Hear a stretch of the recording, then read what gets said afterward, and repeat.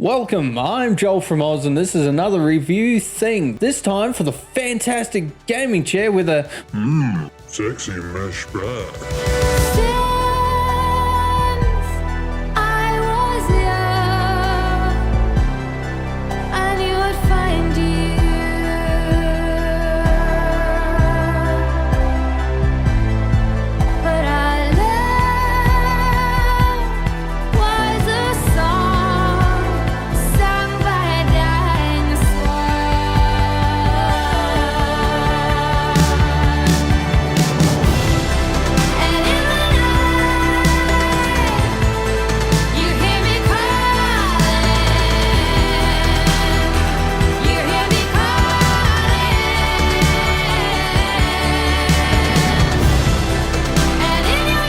Okay, so full disclosure here, this is not a sponsored video and I am not affiliated with Aerocool or THUNDERX3. I'm also not super familiar with other gaming chairs because this is my first one. Wait, don't click off the video just yet because there's a good reason for that.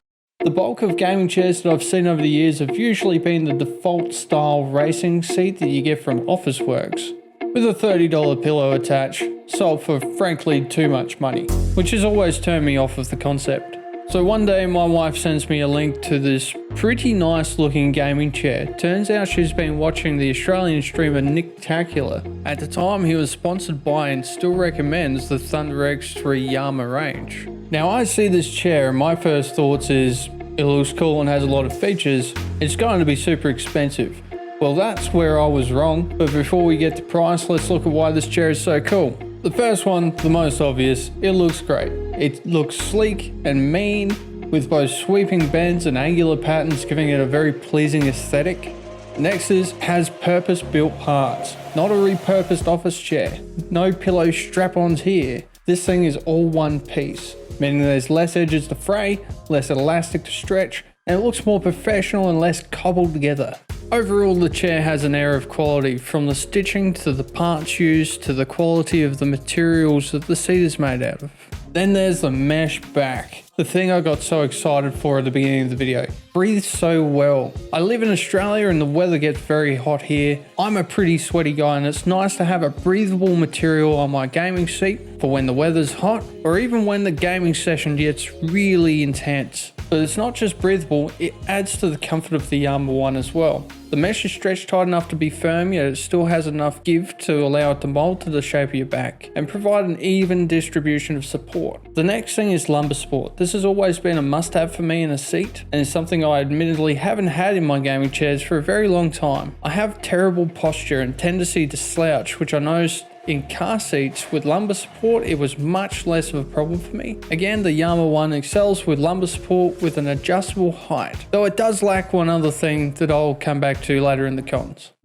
Another thing I appreciate is that it has removable arms that aren't structural to the backrest. This means that if you're like me and prefer not to have armrests on, you 100% have the option to do that without compromising anything else on the seat.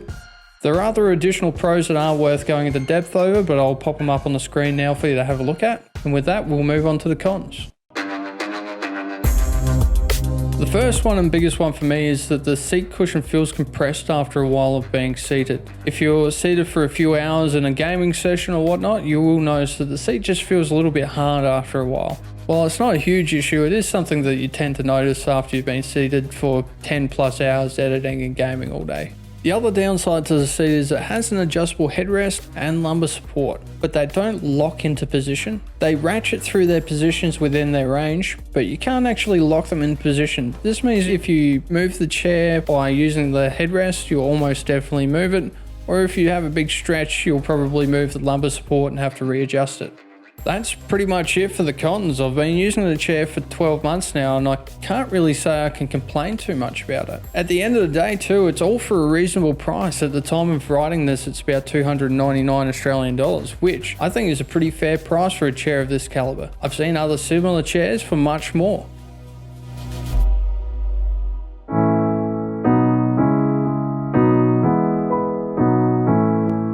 So, should you get this chair?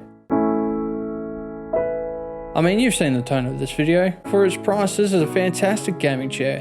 And even with its few downsides, I'm still glad I bought this one.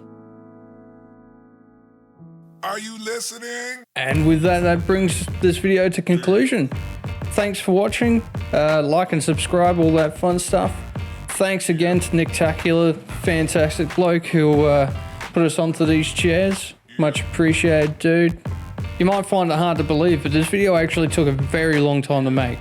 We had to reshoot the footage for the green screen chair 3 times, each time taking pretty much half a day.